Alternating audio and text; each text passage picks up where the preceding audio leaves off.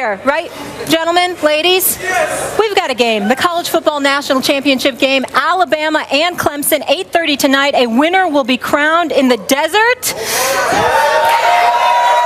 Oh, it's already starting. Drum roll, please. Stephen A. I think I know where you're going. Please, come on, y'all. Who you got? Yo, y'all. Come on now. Say it with me. Roll Tide! Ain't nothing to talk about here. Listen, let me explain something. I'm going to preface my comment by saying Deshaun Watson is big time. This brother is elite. He's legit. And I have found myself worried about this national championship game for Alabama from the standpoint I reminisce about a national championship game that took place about a decade ago when USC was so formidable with Matt Leinart and Reggie Bush and the crew, Lindale White and all of these boys. They were big time, but they went up against Vince Young in Texas, and Vince Young was nothing short of sensational. DUI. I can see Deshaun Watson having such an impact because he's so electrifying as a dual threat that he could make things very interesting. And then I think about Ragland, and I think about Eddie Jackson and the crew, and I think about an Alabama squad that's missed about 52 tackles this year, which is like third most in the FBS. These brothers are no joke. Their defense is elite. They stop the run. They'll have somebody spying Deshaun Watson all game long. Whatever you're going to do in your passing attack, I can't foresee being that significant. And then I'm sitting there and I'm thinking about, and I understand that Derrick Henry's big time. He's the reigning Heisman Trophy winner. And we all know that he rushed for nearly 2,000 yards. And the brother is formidable. But you got some boys with some serious beef up front blocking for this dude. I mean, meat and potato dudes, okay? And I'm talking about when you got these boys in front of you creating those kind of holes, it ain't just about Derrick Henry getting beyond that line of scrimmage and into the secondary and breaking tackles. It's about Alabama's willingness to literally beat you down. And I think this is one of those situations, as much as I respect Clemson, as much as I love me some Dabo Swinney, and I think he's a tremendous coach with a tremendous program, they got a shot. I know it because Deshaun Watson gives you a shot. In the end, you're asking me to sit up there and say one dude is going to sit up there and roll over the Tide. I can't see it. I just can't see it. I'm rolling with Alabama to win this game. I think the first half will be tight, but in the end, Alabama will wear them down, will grind them down. I'm picking Alabama to win 33-20. 33-20. So the spread's 7, so you say they'll cover it fairly easily. I think they're going to, but it's going to be tight, but they'll pull away. Pull away. It'll be tight within 3 points, you know, through a majority of the game, and then they will close the deal. Those meat and potato boys. Yeah. You can't pick against Nick Saban. We know that. Skip. You know, I love on the show how you always pick the prohibitive favorite. It's just I don't so always easy. do that. You know? I don't always do that. That's not true. Another falsehood you tell America, but go ahead. I told you before the Orange Bowl when my Oklahoma Sooners, again, born and bred an OU fan, were playing Clemson, Deshaun Watson. And you shamed me on the show because I wouldn't pick my Sooners with the courage of my convictions. Remember that? And I picked Clemson, yeah. You did. And the reason I had such doubts about my Sooners, number one, they were overrated because they gave up 313 rush yards to a not very good Texas team, lost to them. Remember that? Yes, I did. And then they beat Baylor's and TCU's backup quarterback. So I'm a little dicey here on that pick. Right. But the main reason I didn't love my Sooners was the man you brought up, Deshaun Watson, who destroyed my Oklahoma Sooners in the Orange Bowl. And we do not confer before these shows, do we? No. I told our producer, Brian Bork, get me some VY footage ready, because I need a little B-roll of Vince Young in what I thought was the greatest individual performance I've ever witnessed in college football. One man took over one game against Reggie and Matt Leinart and Lindale White and company that night at the Rose Bowl. By the way, that one touchdown Vince Young just ran That's for. it for the game winner. Deshaun Jackson should have watched that play before yesterday's game. Yeah. Okay, but go ahead. Yeah. So. How you get into the end zone and extend it beyond the goalpost. As you know, Vince Young took over the game in the fourth quarter. The final score is 41-38.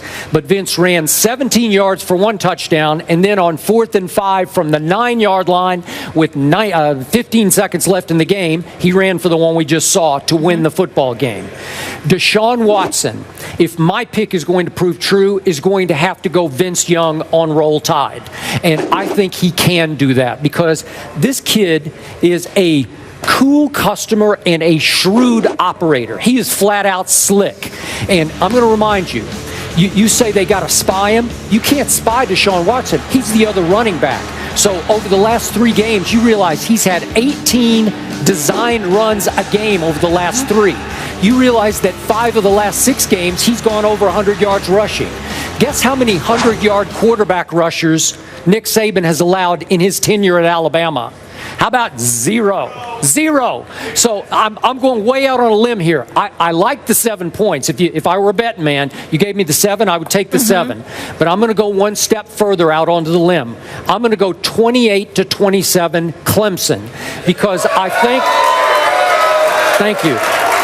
I think that Deshaun Watson is so shifty, so slick, that he can figure out ways with the help of Gallman as running back. They have 2 running backs, those 2, that they will just peck away, control the ball. He can throw it a little bit. I'll also remind you, Alabama led the nation in sacks this year with 50, so they're going to be coming from everywhere. Go ahead.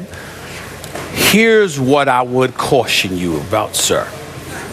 And you know I defer to you when it comes to my college football, because you're the one that got me watching college football religiously. I never watched college football religiously until this man got me watching college. I always give you credit for that.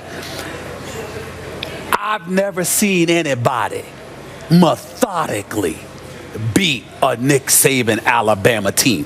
Big plays will hurt you. Ezekiel Elliott and those boys for Ohio State doing what they did last year. But you don't nip and tuck away at Nick Saban and Alabama, those boys. Oh, no. You got to make stuff happen. You got to be home run hitters. You can't play small ball and beat Alabama with Nick Saban. Not them brothers. And the way you talking about, they can methodically march. Oh, no. That's not going to work. That's not going to work. It's not going to work against Kirby Smart. It's not going to work against Nick Saban. In order for them to, if Clemson is going to win this game, it is going to be because Deshaun Watson goes berserk, whether it be throwing the football or running the football, and big, huge plays take place. The methodical wearing. Oh, no. They're gonna have to hit home runs in order to beat Alabama. That's the only shot they've got. You ain't wearing down Alabama. Here they have Nick Saban with 11 days to prepare. Oh, no. It's not gonna happen. It's not gonna happen. Nick Saban's got 11 days to prepare for this game. Nick Saban? Oh, it ain't happening. Do you know how many times I'm watching my Sooners that night in the Orange Bowl, and it's 3rd and 6, and all of a sudden Deshaun makes a play, and I say, we had him. I get it. This might be as great a front 7 as we've ever seen in college football. They're going to have 4 high first-round picks in their front 7. That's right. And I'll remind you, I threw this stat at you the other day.